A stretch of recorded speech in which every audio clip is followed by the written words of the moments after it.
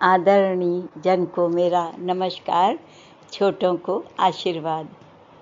कमला परिणय शंकर के चौथे भाग की ओर बढ़ते हुए सुनाती हूँ। यह एक काल्पनिक कथा जो सत्यता पर आधारित है।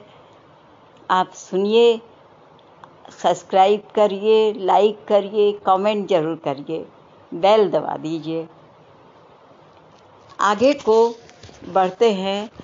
जब रमा उसके मामा और रमा दोनों बाहर अपने बस में बैठ गए और बस को टेढ़े मेढ़े रास्ते से बस में को जब तक बस दिखाई दे रही थी, कमला खड़ी खड़ी देखती रही। सारा परिवार देखते रहे जब तक बस ओझल नहीं हो गई। वह आकर अपने कमली आकर के अपने बहुत उदास सी होकर के अपने निढाल होकर बिस्तर में लेट गई। भागा देख रही थी कि इधर कुछ दिनों से कमली में बहुत कुछ बदलाव आ गया है। थोड़ी थोड़ी बातों में चिढ़ने वाली कमली अब कुछ समझदार हो रही थी। अब वह ईजा के साथ घर के काम में हाथ बटाने लगी थी। यहाँ तक कि रात्रि का खाना भी स्वयं बनाने लग जाती थी। ईजा वह आमा के कपड़े खुद धोती थी और फिर इस्त्री करके उन्हें संभाल करके भी रख देती थी। एक दिन कमली को न जाने क्या सूझी, ईजा की साड़ी बक्से से निकाल कर स्वयं पहनने की चेष्टा करने लगी। ईजा ने कमली को साड़ी में लिपटे हुए देखा तो प्रसन्न होकर बोली, कमली तू साड़ी में बहुत प्यारी लग रही है, आज तुझे ठीक से पहना देती हूँ। ईजा ने कमली को साड़ी पहनाकर कहा, हाँ अब ठीक बंधी है, जा आमा को भी दिखा दे। कमली आमा के पास साड़ी पहनकर खड़ी हो गई। आमा ने खूब बलाएं ले ली और कहा, हमारी कमली भी अब विवाह लायक हो गई है। कमली के विवाह की कल्पना करते हुए आमा खुद भी गाने लग गई। अंबर बेलक उदयपुर छाई रे, जहाँ मेरी प्यारी बन्नी खेलन जाई रे। हंस हंस करके दादाजी ने गोद उठाया है, हंस हंस करके ताऊ जी ने गोद उठाया है। कहो बेटी कैसा वर ढूंढन जाएंगे। इस तरह से गाने को फिर उसकी माँ भी, ईजा भी सब तालियां बजा के आगे को गाने लग गए। इन पंक्तियों को गाते गाते अनायास आमा बहुत अत्यंत भावुक सी हो गई और बोली, कमली की शादी हो जाएगी तो कमली भी ससुराल चली जाएगी, फिर सारा घर सुनसान हो जाएगा। यह सुनकर कमली की ईजा की आंखों में भी आंसू भर आए। कमली ने कहा, मैं शादी नहीं करूंगी, आपके साथ ही रहूंगी। आमा ने कहा, बेटा लड़की पराया धन होती है, उसे एक न एक दिन तो ससुराल जाना ही पड़ता है। समय पर ब्याह न हो तो समाज भी तो ताने देने लगता है। कमली लाड़ से आमा के गले में बाहें डालकर बोली, आमा अगर मेरा ब्याह करोगे तो मैं तुम्हें अपने साथ लेकर के जाऊंगी, आपके बिना मैं जाऊंगी ही नहीं। आमा व ईजा कमली की यह भोली बातें सुनकर हंस पड़े। तभी आकाश में बादल छा गए और फिर पानी की बूंदें गिरने लगी। कमली दौड़कर बालकनी में आकर सूखे कपड़े उठाने लगी। आमा भागा से बोली, भागा अगर मैं जीते जी इसका ब्याह देख लूंगी तो फिर समझो मेरे सारे पुण्य कमा लिए। भागा ने आमा से कहा, आमा तुम्हें कुछ नहीं होगा, कमली के ब्याह के बाद उमेश राजू के भी ब्याह तुमने करने हैं। आमा इतनी देर में आमा आमा बोजू बोजू करके वहाँ पे बाहर से ही हल्ला गुल्ला, अरे सब कहाँ चले गए, सब बाहर से आते आते भागा कि वो बसु जो थी भाग भाग के आते हुए, भागा ने छज्जे से एकदम से झांक कर देखा तो बसु जल्दी जल्दी सीढ़ी चढ़कर ऊपर को आ रही थी। भागा ने पूछा, बसु की जब उत्सुकता देखी तो कहा, बसु आज क्या बात हो गई, तू इतनी दौड़ दौड़ के इस तरह से आ रही है, वहाँ सड़क से ही चिल्ला रही है। तभी आमा भी छज्जे में आ गई इसके चिल्लाने में। यानी इतनी जोर जोर से बसु हल्ला करते हुए एक खुशी की खबर ला रही थी, तो जोर जोर से बोलती जा रही थी। बसु सीढ़ियाँ चढ़कर बालकनी में आकर बोली, मैं एक रिश्ता लेकर आई हूँ कमूली के लिए। मल्ला घर के ताऊ के साले का चचेरा भाई है, बम्बई में मिर्च मंडी में नौकरी करता है। आमा व भागा मिर्च मंडी का अर्थ नहीं समझ पाई। तभी बातों के शोर सुन करके राजू भी अपने कमरे छज्जे में आ गया। भागा ने राजू से पूछा, ये बसु किस प्रकार की नौकरी की बात कर रही है? क्या है ये मिर्च मंडी? मेरे तो समझ में नहीं आ रहा, मैंने तो कभी सुना ही नहीं। ये किस प्रकार की नौकरी है राजू? राजू ने कहा, बसु दी, लड़का बम्बई में किस प्रकार की नौकरी करता है पहले तो वो भी नहीं समझा। बसु ने कहा, मैं यूं ही नहीं कह रही हूँ। बसु उदासी हो गई। वो 6 महीने पानी के जहाज में रहता है और 6 महीने घर में रहता है, पैसा भी खूब कमा रहा है। तभी उमेश हंस पड़ा और जोर जोर से हंसते हंसते बोलने लगा, बसु दी, तुम भी कमाल करते हो। ऐसा बोल मर्चेंट नेवी, तू मर्चेंट नेवी की बात कर रही है शायद। यह जानकर कि मर्चेंट नेवी को मिर्च मंडी के नाम से उच्चारण करके बसु ने सबको आश्चर्यचकित कर दिया था। घर के सभी सदस्य जोर जोर से हंसने लगे। बसु पहले थोड़ा खिसियाई, फिर वह भी उनके साथ जोर जोर से हंसने लगी। भागा ने कहा, नहीं भाई, हमें नहीं करनी है इतनी जल्दी अपनी बेटी की शादी। 6 महीने तक लड़का घर पर ही नहीं आ पाएगा, कमली ऐसे घर में कैसे रह पाएगी? इस प्रकार कुछ दिन तक कमली के ब्याह की बातें रुक सी गई। आमा चिंतित थी कि कमली का ब्याह अभी तक निश्चित नहीं हो पाया।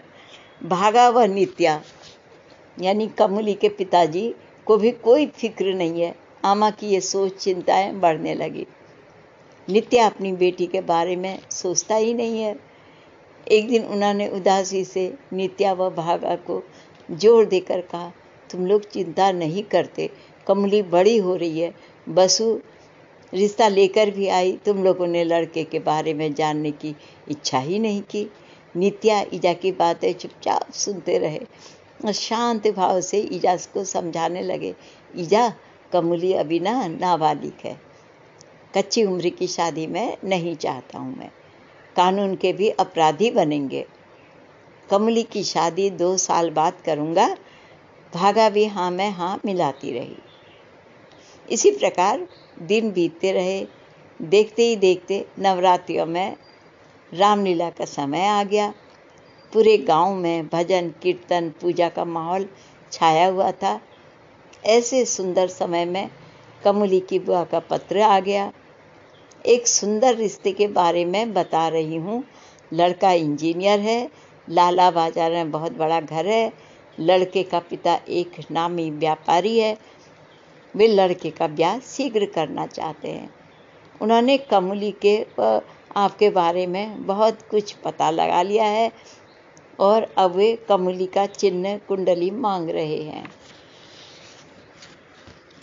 बुआ ने आगे लिखते हुए कहा कि दाजू मना मत करना, कमली को भी अब 20वां वर्ष लग गया है, लगने को है, लड़का बहुत अच्छा है, आजकल अल्मोड़े आया हुआ है, तुम चाहो तो कुंडली लेकर समय आ जाओ ताकि लड़के को भी देख सको। लड़के की उम्र भी 24 की हो रही है।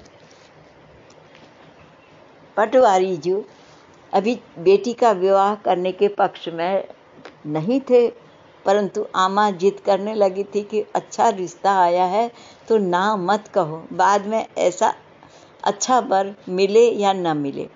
आमा की जिद देखकर पटवारी जी ने कमली का चिन्ह भेज दिया। भागा कमली को घर का काम व्यवस्थित ढंग से करना सिखाने लगी। जब कभी कमली सखियों के साथ बतियाती रहती तो ईजा उसे बुलाकर लाती और कहती, देख कमली, अब तो कुछ घर का काम सीख, इतनी देर तक घर से बाहर रहेगी तो ससुराल में कैसे निभेगी।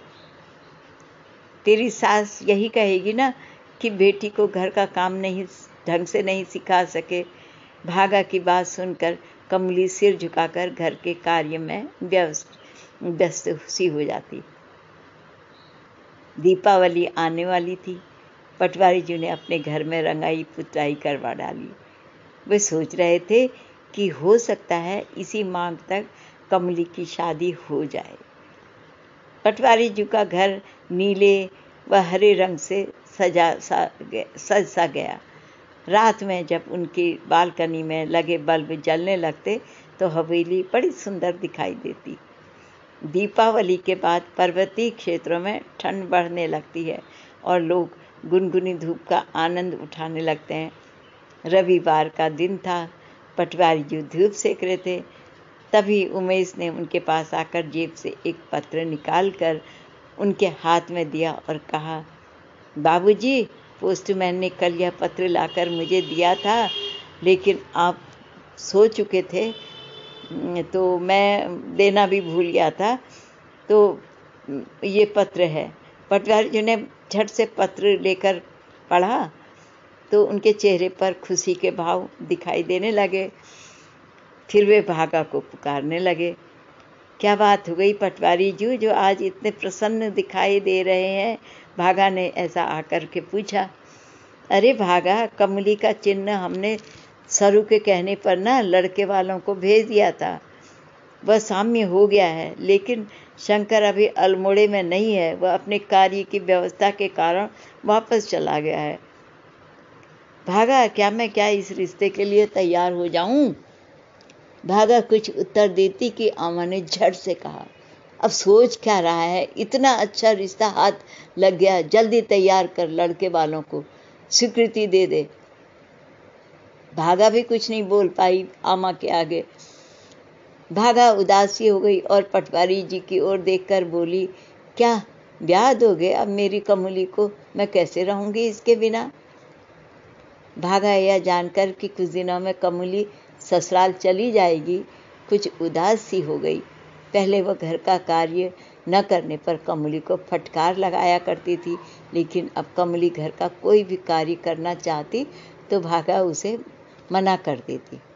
एक दिन बर्तनों के ढेर को देखकर कमली ने सोचा कि वसु तो अभी तक काम करने नहीं आई, ईजा को खाना बनाने में कहीं देर न हो जाए, क्यों न कुछ बर्तन मांजकर ईजा की मदद कर दे। या सोचकर वह बर्तन साफ करने के लिए बैठ गई।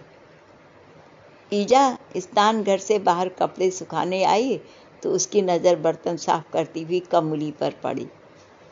कमली, बर्तन क्यों साफ कर रही है? चल छोड़, अपने हाथ पैर धोकर ऊपर कमरे में आ। राख और बिम में हाथ लगाएगी तो तेरे हाथ फट जाएंगे। जा जल्दी से हाथ में क्रीम लगा ले। यह कहकर ईजा ने कमली को बर्तन साफ करने से मना कर दिया। इस प्रकार ईजा का प्यार व दुलार कमली को प्रति दिन पर दिन बढ़ता ही जा रहा था। कमली को मूंगफली बहुत पसंद थी। छब्बू की दुकान की मूंगफली पटवारी जी या उमेश कोई ना कोई उसके लिए अवश्य लेकर आते थे। इस प्रकार अपनी लाडली बहन के लिए उनका प्यार जब तब छलकता रहता। कमली भी अपनी ईजा व आमा की हर बात का ध्यान रखती तथा अपने पिता एवं भाइयों की आवश्यकताओं को समझती।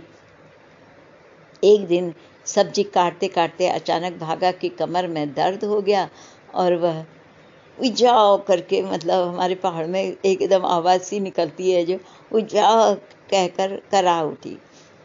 कमली ने ईजा को कराते हुए देखा तो अत्यधिक चिंतित होकर बोली, ईजा क्या हुआ तुझे? मैं तेरी कमर मालिश कर देती हूँ, चल अंदर कमरे में लेट जा।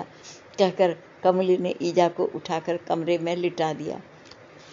कमली, अभी मैं बिल्कुल ठीक हूँ, थोड़ा कमर में दर्द उठ गया था, अब मुझे थोड़ा उठकर काम करने दे।